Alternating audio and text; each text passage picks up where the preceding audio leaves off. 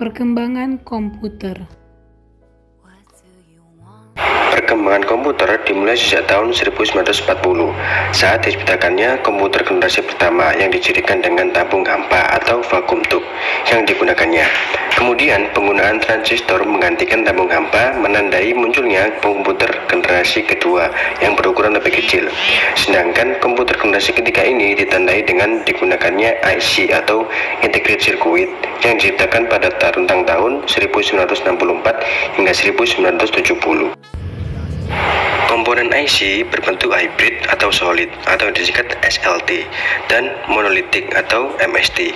SLT adalah transistor dan diode diletakkan terpisah dalam satu tempat, sedangkan MST yaitu elemen transistor, diode, dan resistor diletakkan bersama dalam satu chip. Generasi ketiga inilah teknologi Integrated Circuit atau IC menjadi ciri utama karena mulai digunakan pada sebuah perangkat komputer hingga generasi sekarang. Hal ini menyebabkan komputer generasi ketiga memiliki ukuran yang jauh lebih kecil daripada komputer generasi pertama. Segi kemampuan, MST lebih kecil tetapi mempunyai kemampuan lebih besar dibanding SLT. Atau IC atau Integrated Circuit dibuat pertama kali oleh Robert Noyce dan Jack Kilby pada tahun 1958. Sebuah piringan silikon kecil yang terbuat dari pasir kuarsa. Pasir kuarsa digunakan sebab bahan ini dapat mengatasi panas yang timbul pada transistor. Bisa kita bandingkan bahwa prosesor saat ini yang kita gunakan telah memiliki jutaan, puluhan, ratusan juta transistor. Bahkan didesain prosesor dengan miliaran transistor. Sebuah perkembangan yang luar biasa dalam masa kurang dari setengah abad. Manfaat komputer yaitu desain gambar, foto, poster, iklan, hingga desain rumah dan pembuatan film animasi. Kemudian penggunaan komputer juga sangat membantu dalam bidang pendidikan, perniagaan, bisnis, pemerintahan, militer, dan banyak bidang lainnya. Ciri-ciri komputer generasi ketiga.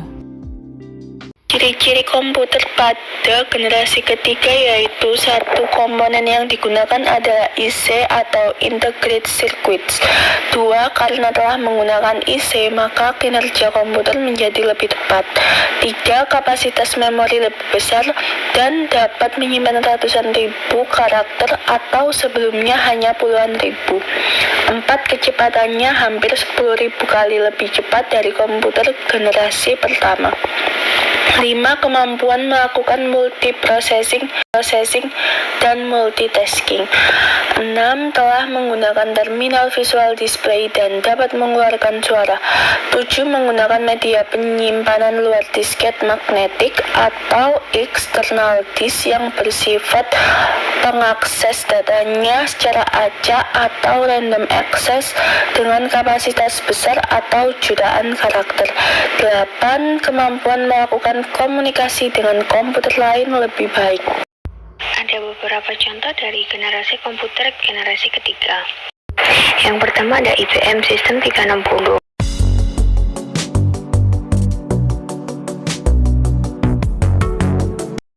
Yang kedua ada PDC 808.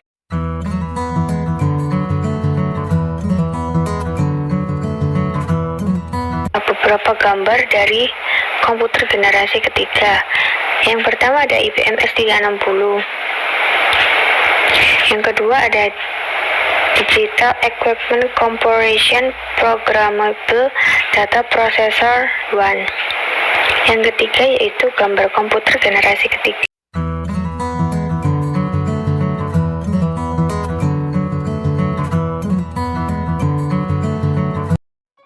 Kelebihan dan kekurangan. What do you want to see? What? Untuk kelebihan dari komputer generasi ketiga ini ialah yang pertama, kecepatan proses data lebih cepat daripada generasi sebelumnya.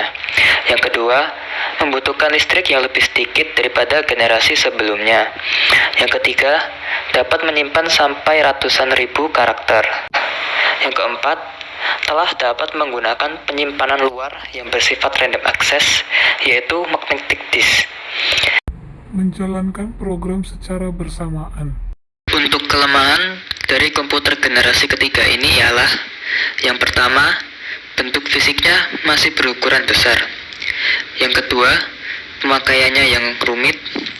Ketiga, bagian dalam atau sirkuitnya masih berukuran besar.